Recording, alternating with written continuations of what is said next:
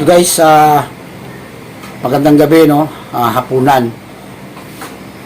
Kagabi kasi nasa birthday kami ng kapatid ko, kaya puro karne.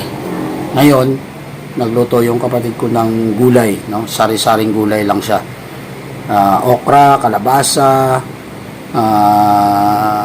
ano pa tawag nito? Yung alugbate, no? At may halong sili. Yun. Ito ngayon ang uulamin ko. So guys, kain.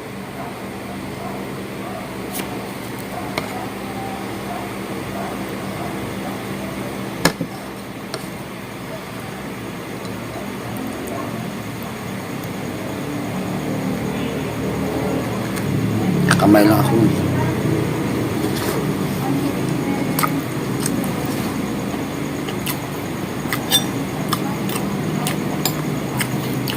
Suka na maanghang.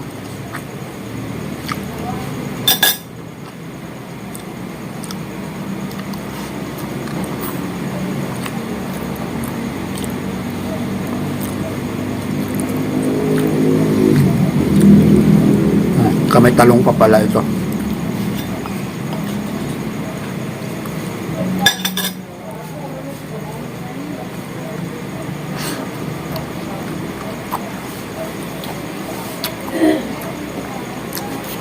Tapos mayroong piniritong danggit. Oo.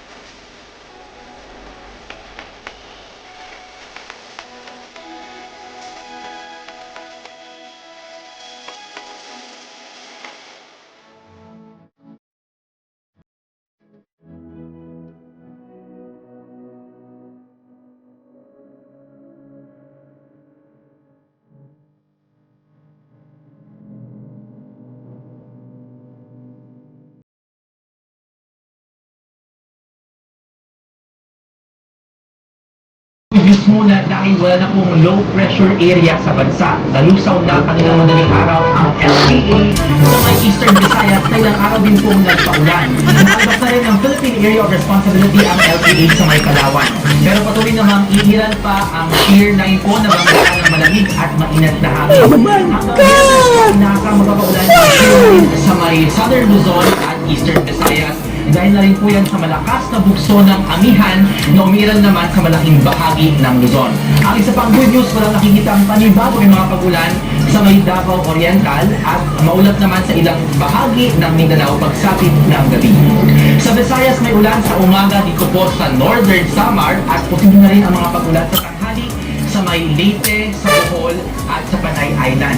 May malakas na ulan sa hapon sa ilang lugar sa Samar Province, maging sa Bohol at sa Northern Cebu at mas lalakas pa ang ulan sa Northern Samar ulit pagsapit po yan ng gabi. Sa Palawan, sa hapon hanggang bago po lumubog ang araw, may aasahang mga pag-ulan sa katimugang bahagi. Sa Luzon naman, meron pang aasahang mahihinang ulan dahil sa amihan dito po sa silangang bahagi ng Cordillera at Cagayan Valley. Maulan naman simula bukas ng umaga sa may Sa susunod na pagkain, guys. at sa Bicol Region,